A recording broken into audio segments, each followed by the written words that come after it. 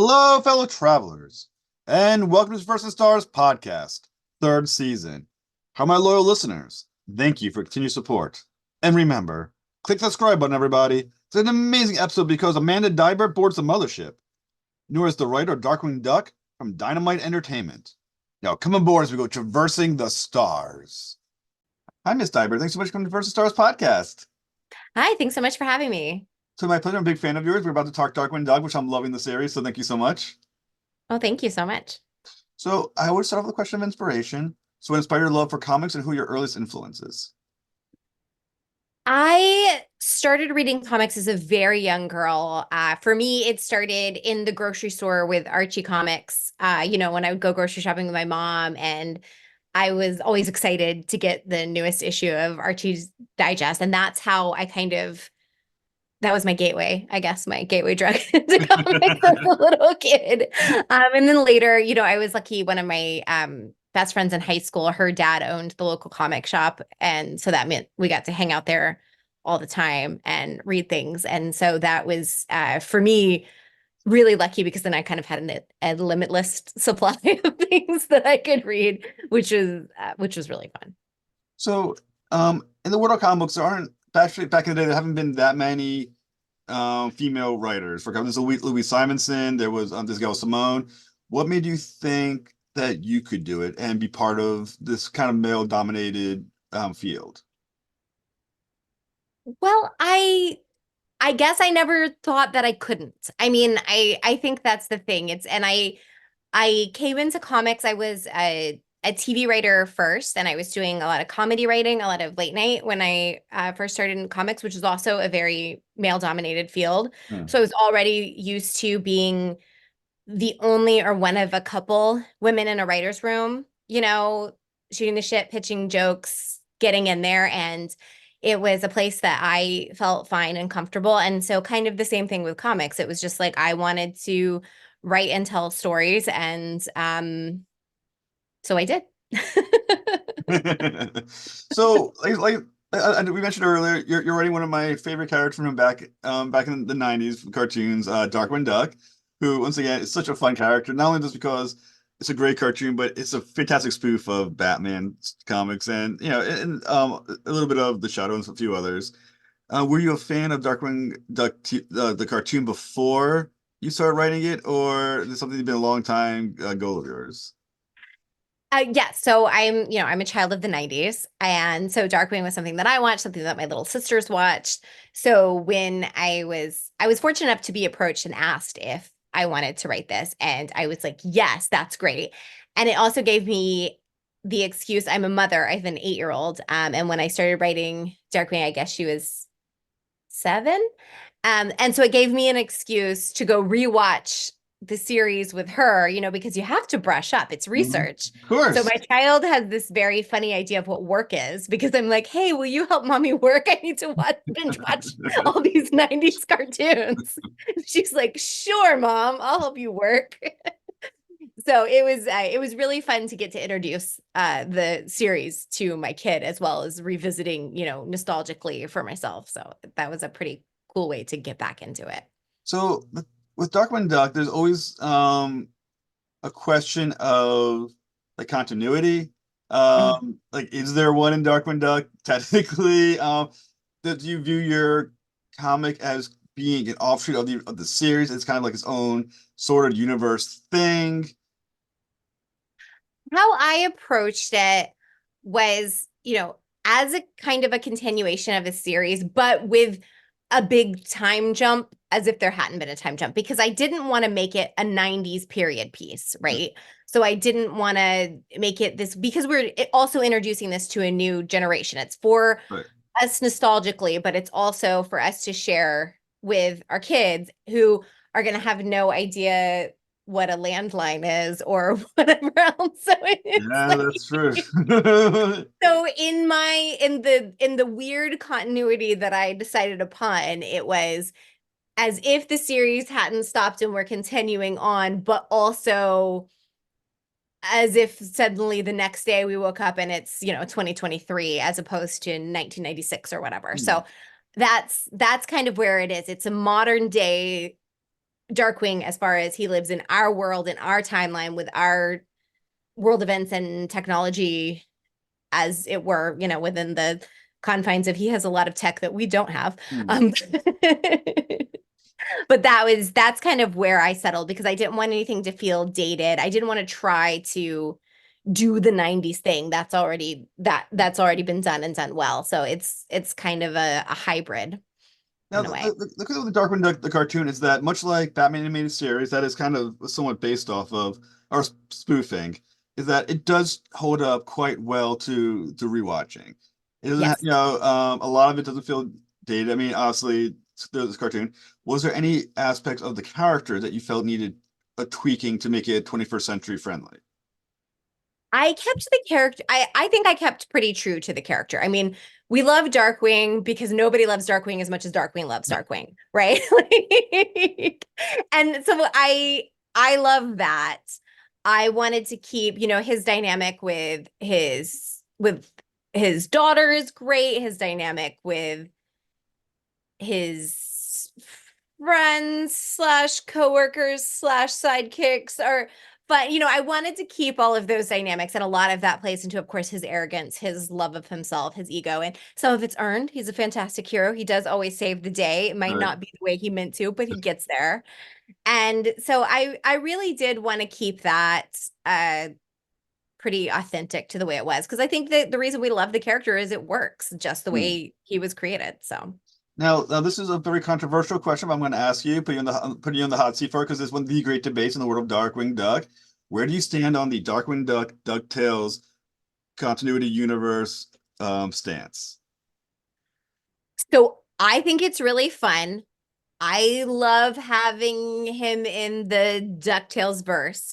But for me, in approaching for myself, not for anybody else, can't speak for anybody else, but for myself in wanting to approach this world, I kept the most of the DuckTales continuity out of it, because it just becomes kind of a too vast a world. I mean, there's a little bit, as you probably noticed, there's a little bit of like the DuckTales verse that gets in there too, because, I do think they're an interconnected world, and I think it's fun to sometimes see that a little bit. But I didn't want to try to hold continuities from two different shows, one Hmm. of which has been rebooted, in while trying to do something, because it's like I wanted to be able to create my own stories. And if you're trying to hold true to so many things that other amazing creators are doing, it just, you kind of put yourself in a straitjacket, as it were. So I didn't want to get too deep into that. So I kind of stepped away from it, but I enjoy it. Now, one other interesting situation with Darkwing is that, um, depending on how things have changed after the writer's strike and things of that nature, it sounded like, as far as I know, there's was a definite Darkwing Duck cartoon series about to be rebooted, like DuckTales were. And because Darkwing Duck is a licensed property, you're writing, Diamond Entertainment is the publisher, but Disney is the one who technically licensed it over to them. Was there any conversation like, because of the cartoon that may you think is coming out, you can do this, don't play with that, be careful with these characters, we may want to be using them in the cartoons, anything like that? Or is there a cartoon, comic book, total separation? There's no discussion there. I am sure that the people at Disney who looked over everything had those things in mind. And Hmm. if there was something that would have conflicted with something that they wanted to do with the show, that they would have given the no. No, I don't know that it would have been given to me like, and sometimes it is, working with other properties that have also shows associated with, like, that is something that has happened with me in the past. I didn't get any explicit notes on Darkwing that were like, hey, we're using this in the show, don't do that. But I have, like, when I wrote for DC Superhero Girls, there were a couple times where I wanted to do a storyline and they would say, oh, we're actually doing that on the show right now. So let's avoid, like, and because of that, like, this character is somewhere else, they've Yeah. transferred over here or whatever. So like they can't be in both places, so you can't use them. And I'd be like, oh, okay. So that is a situation that has happened for me in the past, but in Darkwing, to my knowledge, that didn't happen, but there could have been things that's why they said, "Hey, let's do this instead of this." That's always a possibility, because I know that, it goes through when you're doing something like this. It goes through your publisher, but it also goes through the parent company and you get notes usually back from both. Like they'll usually give them to you together, but it goes through both note processes before it comes back to you for a rewrite. So When they say they have an idea that, oh, we're doing that idea, does it ever sound like, oh, that's a good idea, we're going to be doing it? I mean, does it ever come off that way? Or do you think it's totally legit all the time when you hear something like that? as a person who also does some writing for animated shows, I very much doubt that it's them taking my ideas, because one thing I know is it takes forever to make cartoons and animation. So if it's something that they say they're doing, like it's probably an idea somebody pitched 2 years ago and then Hmm. has gone through writing and then has been in animatics and all kinds of things. Like it just takes too long to create an animated series for someone to steal, because it's much faster to make a comic. Like even graphic novels, which take the longest amount of time, you might, I think the longest I've ever had to wait between writing one and it coming out was like a year. And for animated shows I've written on, it's like 2 years. So it's just faster. And with comics, if you're doing single issue stuff, it's much faster than that. So Well, as being right now the preeminent scribe of Darkwing Duck, I mean, once again, we're about to talk about the expanded universe of Darkwing in a second, a little later. But for the most part, you are now the head honcho of the world of Darkwing Duck, as the top writer. Now, there's always, at least to my mind, because I never found the answer, an important question about Drake Mallard. Now, we don't know what he does for a living, right. where the money came from. I talked to Tad Stone in an interview, and he never gave me the answer on it. Um, you're in charge now. What is the answer to this question? How did he get that well? Where's that money coming from? Well, I've made a couple like winks within the books to that, where they jokingly, I decided that since there's never been a definitive question answered, and I didn't want to go too deep into creating a whole new career for him or whatever, but I decided as a nod to the 90s that he has a very valuable collection of plushy toys, sort of Beanie Baby-esque, that he's been selling off over the years to pay for it. So that's my personal that's my personal Drake canon, is that he's been basically selling Beanie Babies since the 90s. That is so undarkwing Duck. Well, yeah, I mean, you got to have the differences with your alter egos, right? Right, right. I mean, he's got his inventions. Surely he's sold a few of his, gadgets to some infomercial company or something somewhere. He's got a lot of side hustles. This is the thing. He's handy. He invents stuff all the time. He's got, machines destroying his kitchen to make breakfast every morning. So probably he's patented a few of those things along the way.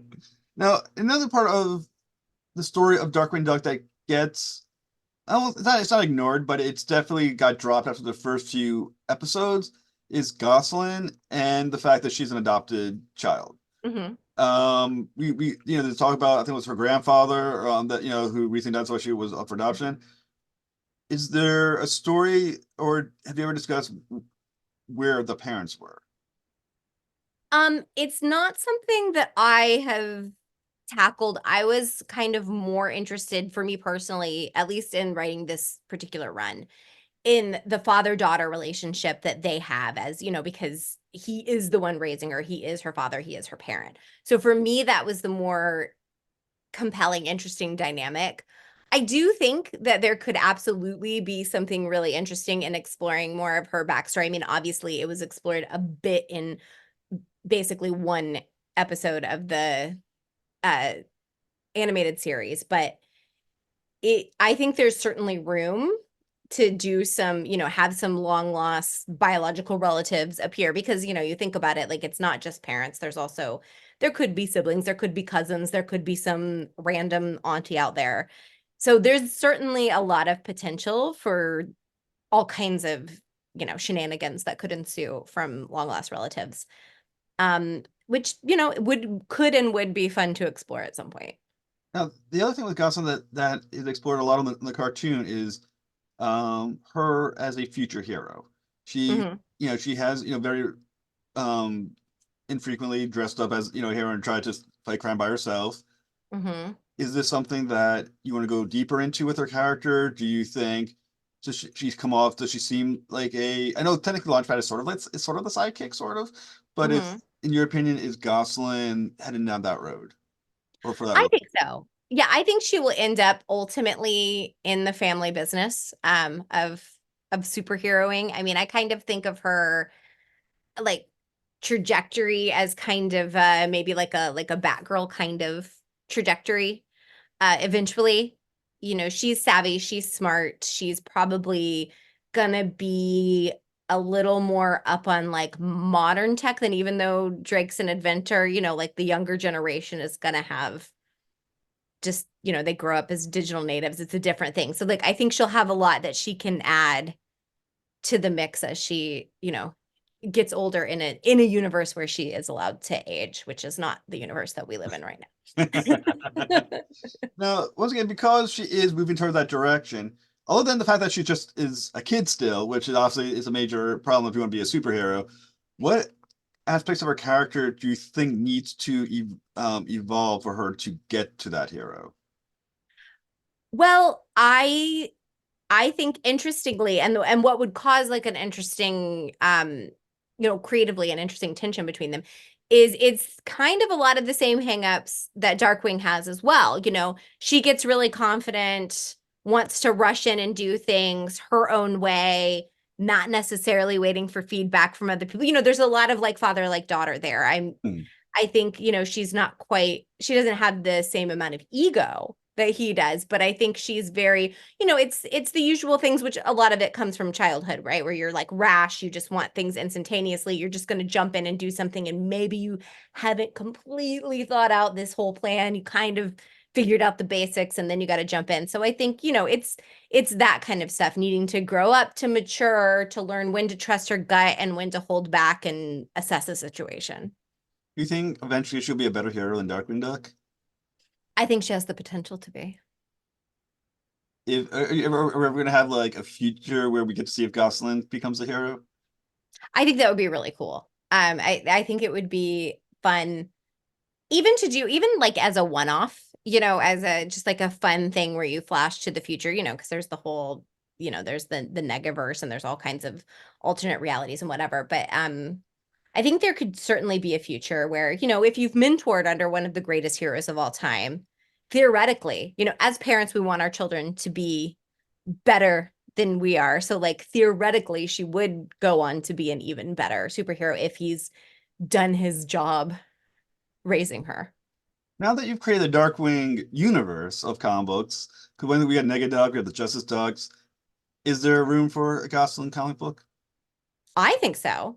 I think it would be fun, especially if it was maybe like aged up where it was kind of teen Gosling figuring out her. I Hmm. think that to me that's where the fun would be in her teen years, kind of in between who we know and love now and figuring out who she's going to be. I think one thing you're doing great with your with the Darkwing Duck comic book is that you're really kind of building that family unit. Obviously Darkwing Launchpad, Morgana, Gosling, that whole group, and then obviously you got the Justice Dogs, and you're building that later on. I think what I thought was really kind of interesting, and I may be wrong in this, but I don't think I am, but I could be. Oh, it happens. Um, in issue 10, you really kind of, in my opinion, showed Darkwing caring a lot for Launchpad, and doesn't feel Mhm. like he often shows that. You know what I'm saying? They're friends, obviously, but he's kind of often sometimes seems like he's taken for granted by Darkwing Duck quite a bit. So, how important it was in issue 10 to have Darkwing seem to acknowledge Launchpad's importance to him?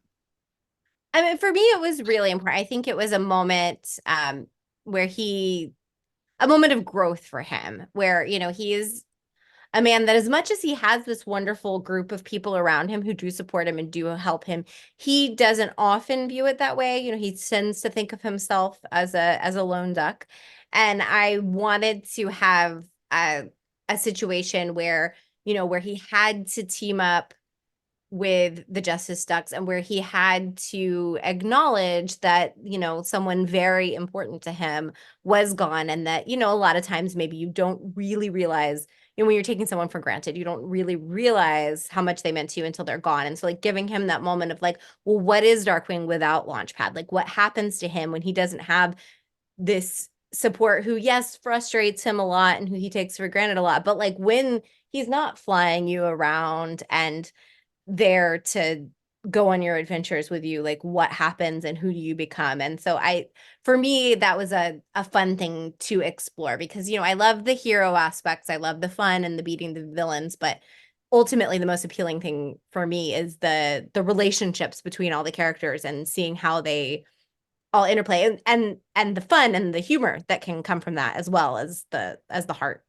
So Now, one thing you said I kind of mentioned about like a moment of growth for Darkwing Duck. As you said as well earlier, that they don't age and they're licensed. How much room do you have to let them grow and that you can allow them to show growth throughout the story? And how far can you take it without making sure you don't lose what people hopped on with the Darkwing Duck cartoon, in the first place?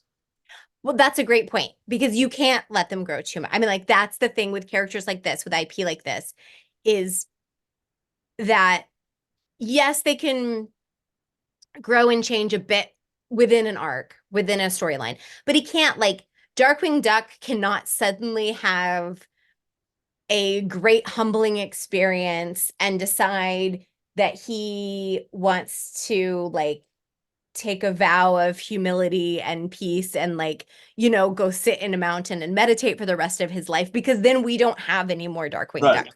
Right. So he can't grow and change that much.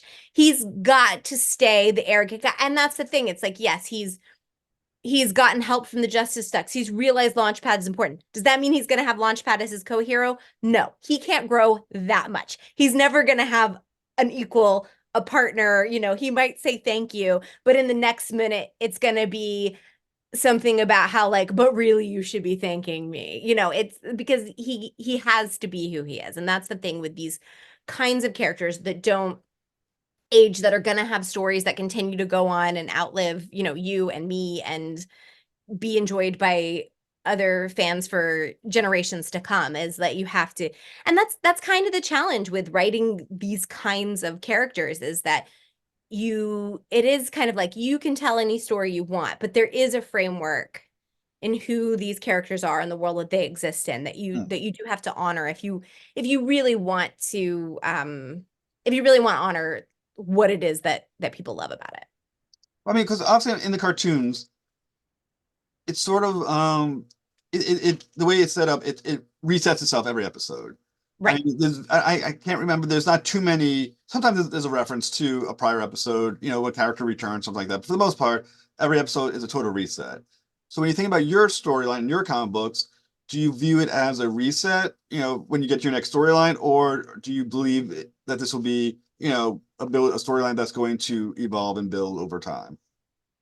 Well, with these particular arcs, I had them kind of building off of each other, but I do think um at, at some point you probably would have to hit a reset, just because again, they don't age or change too much. But I think of it, I think the way to approach this kind of thing is kind of in arcs. So, like, okay, this many issues we're going to be dealing with this thing, and then maybe this many issues we're going to deal with this thing, but it's not necessarily.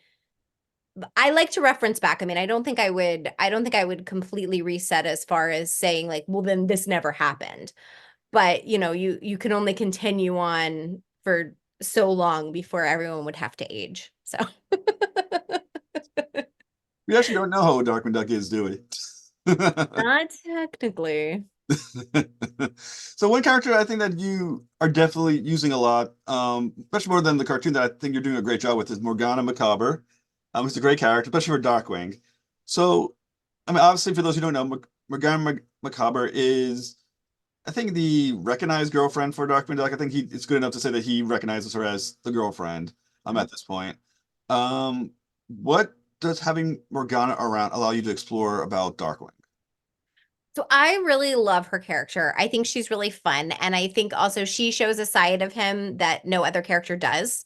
He's a little bit different with her than he is with everybody else. He gets a little more tied. He does care what she thinks of him. Like there's just this whole other aspect that I think is really fun to play with the two of them. And that's why, like I really personally enjoyed the issue where where they tried for about half an issue to settle down and think that they could have like these normal suburban lives and kind of do just the normal routine, and they can't because that's not who either of them are. He's a superhero who has to get out there and save the day, and she's a powerful witch and a business lady, and like she's they like neither of them are gonna fit into this world of mowing lawns and being at the PTA, but they tried for a minute, and I had a lot of fun with that. So, how does Morgana make him better? Well, I think she can appeal to his softer side in a way that, I mean, that Gossalyn also does, but in kind of a different way. I think she helps him want to be a better duck. And I think that's really good for him. Well, the interesting thing too is that she is definitely has her history is that she was a villain at first. Hmm. Started Hmm. off as a villain. Hmm. Even if in the second issue of Negaduck, first or second issue of Negaduck, she kind of goes villainy a little bit and helps Negaduck do his thing. How far removed, in your opinion, is she from villainy now? And do you think without Darkman would she go back to it? I think she's always like a foot at the door of villainy. I think it's who she is, but I don't think she would necessarily think of it as villainy as much as maybe like just a means to an end. She's a shrewd businesswoman at the end of the day, and she's somebody that's, been raised in a specific world with, monsters and villains. And so for her, that's home, that's familiar, that's the way things are done. So yes, yes, I think without Darkwing, she probably more easily goes down the shady path. I think, she tries to be a better person for him as well. But I think she's always kind of, I don't think she's necessarily motivated from like a very evil place. Like she might want to cut corners or do things that are a little dubious, but I don't think she's like necessarily like bad at her core, which I think is why they can connect. Well, one thing too, though, about Darkwing, I mean, I don't, narcissist is probably not the right word, but he's definitely has an ego that's noticeable, a very noticeable sized ego. Morgana's been playing hero as well. Can Darkwing live in the world where Morgana's the better known and better hero than he is? Oh, I think that would probably drive a big wedge in their relationship for sure. Is that something that's upcoming, or because it seemed like that's something that you're thinking that you thought about? I mean, it's not something that I have planned in the works, but I could definitely see it being a really interesting road to travel by, because I do think that anybody getting more recognition than Darkwing would cause a dark night of the soul for Darkwing, and it would be tough for him. I don't think it's something that he would just be like, "Oh, this is great. My girlfriend's so famous." So Really, like I say, he does have an ego. And like, the one thing I was thinking to myself is his ego bigger or is Gizmo Duck's ego bigger? Because they both seem to have quite massive egos. yeah, I mean they're really a match, honestly. I don't know. I think that they're really matched ego for ego, which is what makes it fun to have them together, is then there's just no room for anyone else. Lisa, I'm really enjoying what you're doing with the characters. I think one interesting thing that obviously you carried on because you have to, because it's Darkwing Duck, into the new comic book, is the Darkwing Duck speech, the monologue, the Hmm. "I am the terror," blah blah blah. Hmm. How fun is it to be writing those speeches? Is it difficult to keep trying to come up with a new version of the great speech that he does? Most episodes, I think every episode he's done it. It's so fun. I mean, that's the fun of writing Darkwing, is that you get to sit around going, I am the blank that, like, it's really a good time. And for a while I had like just like a little notebook going where every time I would think of when, like I would write it down. And it's a fun thing to pull out at parties with friends where you're like, hey, I'm doing a Darkwing thing. Anybody? Because anyone who's around our age will be like, oh my God, yes, and get very excited about it. So that's a good time. It really is. But like I said, I mean, that is one of the most iconic things that that he the way he does it, and I just can't.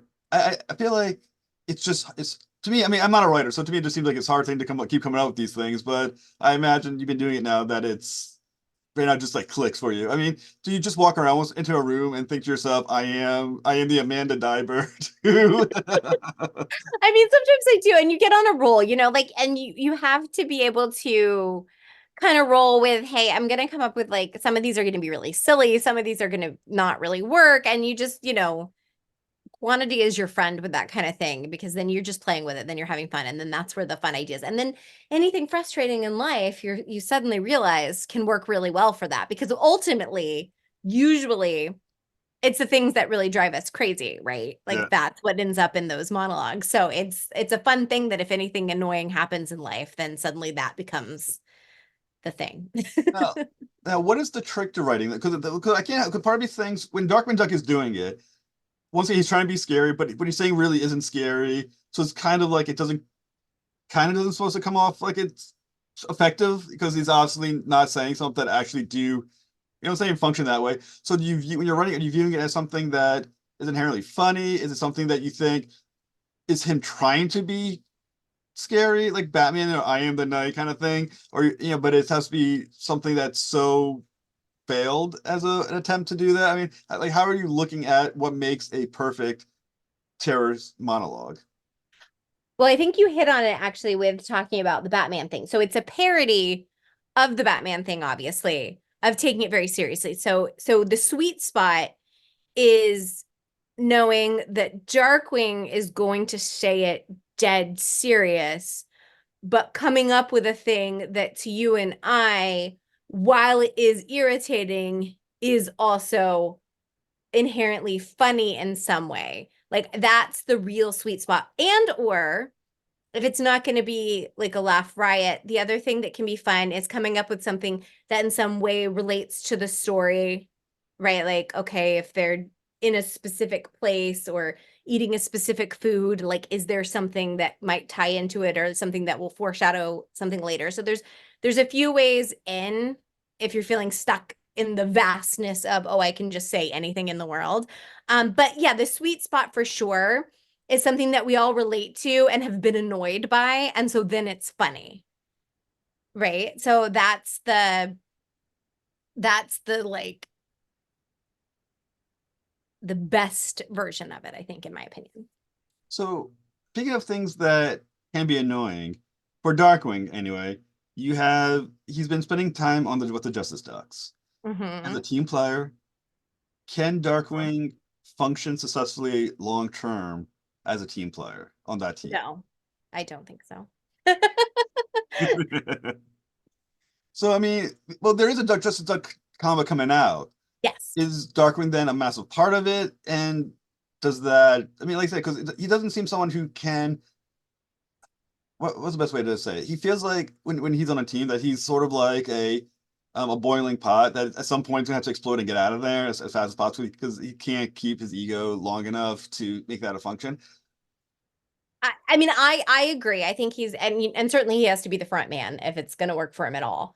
Um, I don't know. I assume he will be a huge part of it. I can't imagine that they wouldn't have him part of it. I'm not writing the Justice Duck Right. like spin-off series, so I'm not sure what their plans are, but I would be shocked if he wasn't in all of it. So Well, that's what kind of come as a question because as I mentioned earlier, being that you're kind of now the head honcho of the Darkwing verse. Like I said, we have Negaduck comic book with Jeff Parker. We have just I can't remember who's the writer is. I know it wasn't anybody. I can't remember who the name of the writer is. Are you still kind of holding those reins a little bit as well, making sure that everything stays sensible with each other, or they set three comics went in three separate directions? they no, they did when Jeff started. They did send us some of each other's stuff so that we didn't do anything to conflict. Hmm. Um because there was something that I wanted to do that involved the Nega verse and they were like hang back on that because he was getting ready to kick off, and like it would be hard to have like two different basically continuities that were both playing with the same thing. Like it just would have been really hard for us to keep going together and make sure that we weren't, messing up each other's storylines. So in that way, we were connected. But otherwise, yeah, otherwise it's the creative processes aren't very linked. But I did get to read some of his stuff, and it's great and super fun. So that was cool. So if Darkwing Duck is functioning on the Justice Ducks in that comic book, does that mean it's going to have? So does that means the Darkwing Duck that you're writing is going to have to be somewhat referenced to what's going on in his other book? I mean, because right now he is sort of like the Batman now of the Darkwing universe. Right now he's in multiple different places at once, and multiple different. Once again, there's Team Up Darkwing and there's Darkwing. So how does that impact what you're doing? Well, for now, this run of Darkwing that I've been doing is now finished, unless they at some point bring it back or ask for us to do it again. So for now, it will be whatever he's doing with the Justice Ducks will be where he is for now. And this one ended with issue 10, with, of course, the caveat being that they can at any time say, hey, let's do more. But so for right now, he's off and running with the Justice Ducks. So, in your opinion, Mhm. we talk about heroism, right? Within the Mhm. Justice Ducks, when you have Darkwing as well, let me ask Darkwing specifically first. Does Darkwing Duck have purely heroic intentions? Based on what his reasons are to be a hero, is that inherently heroic? I mean, that's a great question. And I guess then you have to define heroism for yourself, because then it becomes like it becomes the age-old question of, is it better to do good things for the wrong reasons or bad things for the right reasons, which is, what I think generally superhero stories grapple with all the time in some form or the other. Because I'd say that he is a person who does mostly good things for a variety of reasons, sometimes good reasons, but most often for self-serving reasons. He is a hero because he likes being a hero. But, if you are going to be a person who wants a lot of attention and wants adoration, then I guess the best form of that would be that you're helping other people to get it. I mean, there's probably, if we looked into a lot of beloved people in real and actual society, philanthropists or people that have done amazing good in this world, there probably is a bit of ego in that. Like if you're well known for your good deeds, then there's some reason that everybody knows what you're doing. And maybe it's good and to help spread the word and to save people, but there's probably also some ego in there. So yeah, I think you can still be a hero and be good and be an egomaniac. So, like, as you mentioned a little bit about what's going on in Negaduck and stuff like that, we had the Fearsome Fives being used in Negaduck, and I think Taurus Bulba has been used as well. In Darkwing Duck, we just had Murdoch show a new character. So, going forward, are we focusing more on the new characters, like villains you're going to be creating? Are we going to be revisiting some of the older ones again?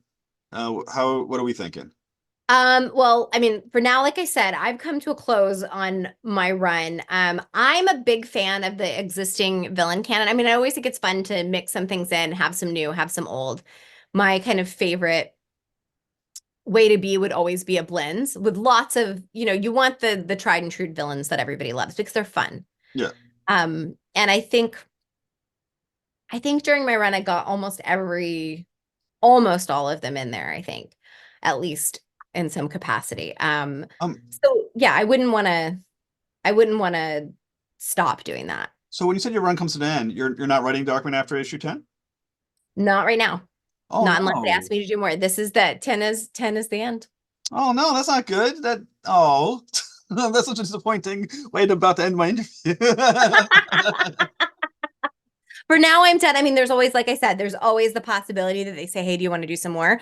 But I was first brought on to write 6 issues, and they extended it to 10, and then that's so for now, that's the end of things. All right, so everyone who's listening to the show, write a very unhappy letter to Dynamite Entertainment and complain vigorously. Oh, that sucks. Oh, okay. I was really enjoying your run. That's unfortunate. Well, Anyways, I'm glad you enjoyed it. I had a really good time doing it. okay. Well, now my listeners are all heartbroken. Okay. Anyways, um, then what's next for you after it then? Well, I'm dabbling in a bunch of stuff. I just had a new Rocket and Groot comic that came out this week. That's The Hunt for Star-Lord. It's a graphic novel with Scholastic and Marvel. And I've just finished up a run Star Wars Hyperspace Stories. And I just did Death Mask Volume 1 with Storm King Comics, which is a horror comic. And so yeah, I'm writing in a lot of different places for a lot of different comics and having a good time. You said the horror comic is it fun to take a break from stuff like Darkwing Duck and now you get into like the harder stories? It is. So that's the fun of working with Storm King is for the last 9 years, I've done every year they do John Carpenter's Tales for Halloween Night, which is a horror anthology, and I've done a story in that um every year for the last 9 years, and then just did volume 1 of Death Mask, and then I've already written volume 2, and my wife Kat Staggs is illustrating it right now, so that'll be out in maybe next year or the year after. And it's fun because I do a lot of funny stuff. I do a lot of middle grade stuff. And so it's really, and a lot of superhero stuff. And so it's really a good time to use a completely different part of my brain and kind of go back and forth. It's a nice thing to have and kind of do both because it's like if you get stuck in one space, you go to the other because they're very different. It's this very, very gory, very dark, very adult, very, not all ages appropriate in any way, shape, or form. And so it is kind of fun to exercise a different side of the creative brain. Well, like I said, when you're ready to promote something else, please come back on the show. And when you're ready to come back to Darkwing Duck, come back to the show as well. Um, just as a reminder, complain to Diamond Entertainment if you're listening. But thank you so much for coming on the show. Thank you. Have a fantastic. You too.